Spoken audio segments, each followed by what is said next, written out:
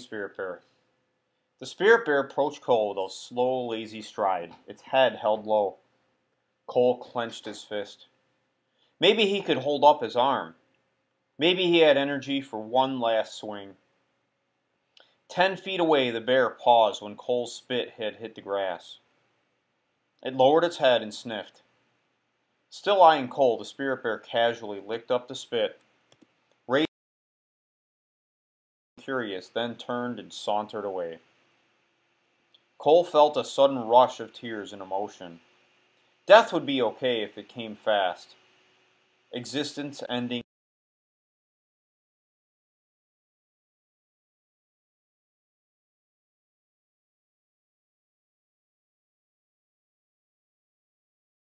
Life leaking from his body like water from some rusty bucket. Even a bear considered him insignificant.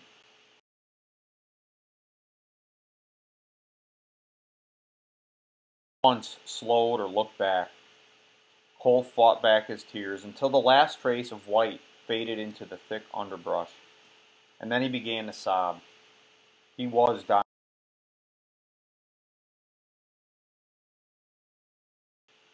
Drifting off into a dream world, Cole imagined he was a baby bird in a nest. Around him, a storm ravaged, and the trees swayed violently. Driving rain,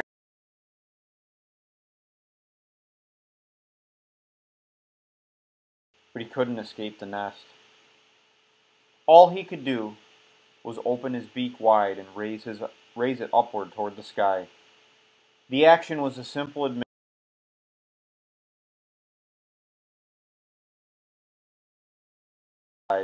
No deceit, no manipulation, only a submission and a simple desire to live. He wanted to live, but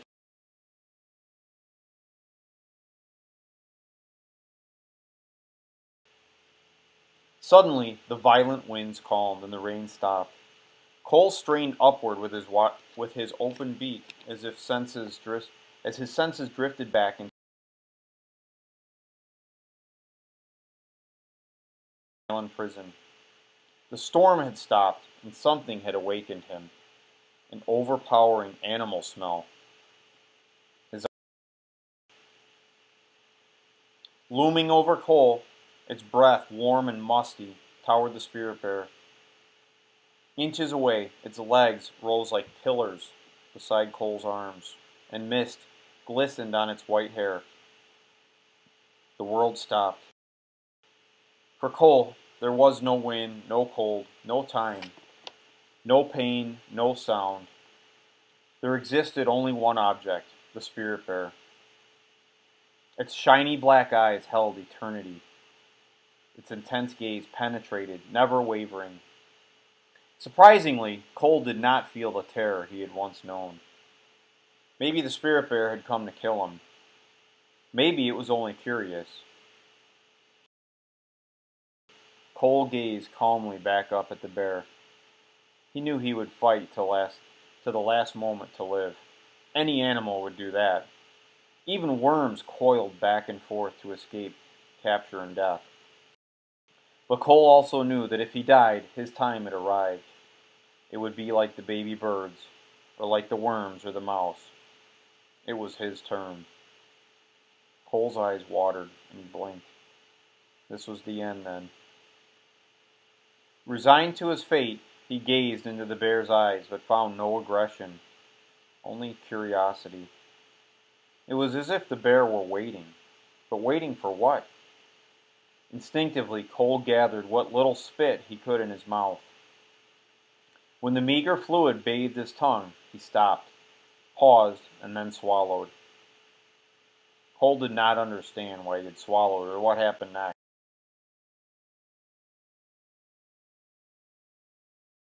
As if reaching for an electric fence. He cautiously extended his fingers toward the Spirit Bear's shoulders. Inches away, he paused. Awareness flickered in the bear. Cole forced his hand forward until his fingers touched the bear's moist white coat. If he was going to die, he wanted to know what the animal felt like that killed him. Still, The bear remained motionless. Cole's fingers sank into the bushy white hair until he touched solid body. With his fingertips, he felt warmth. He felt the bear's breath and heartbeat. He felt trust, but why? Already he had tried to kill the bear. He had spit at it. This bear had defied him, and he had hated it with every fiber of his existence.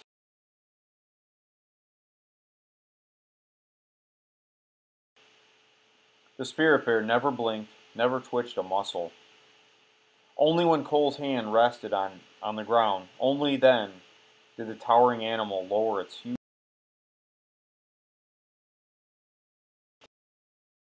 back away. With one fluid motion, it swung around and ambled silently down toward the waterline. Cole watched, forgetting to breathe.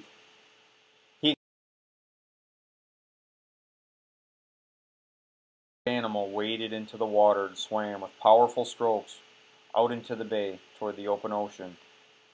A thin wake spread like a giant V behind the departing creature until it became.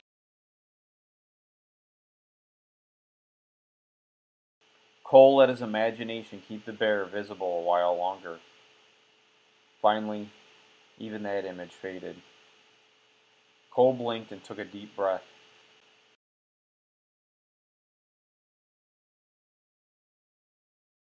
A clear horizon showed under a dark blanket of clouds. Reflections of blue and gray swirled on the water as a fresh breeze ruffled the spruce boughs.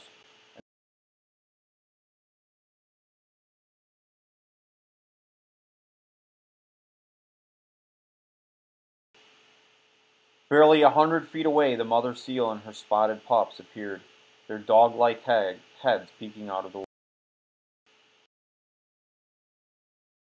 The rotten smells of vomit and death, but also the fresh odor of seaweed and moss and cedar and salt. Vivid colors glistened wet in the bright light. A strange thought occurred to Cole. The world was beautiful. Yes, the world was beautiful. Even the wet moss and crushed grass near his hand was beautiful. Staring at the delicate patterns, he wondered why he had never noticed this all before. How much beauty had he missed in his lifetime? How much beauty had he destroyed? But the past was another time and another life that Cole could never recapture and didn't want to. He knew only the moment. In this moment, he was alive, the most alive he had ever felt. It struck Cole as odd that he should feel this way at the very moment when his body had reached the point at which it could no longer exist. Even as he stared at the moss, deep inside him the balance was shifting to the other side. Clinging to life was like hanging from a bar on the playground at school. On the playground, but when his fingers slipped quickly and he fell. Now Cole felt himself slipping fast. He had struggled too long to hold on, his energy bleeding away. Now it was his turn to die.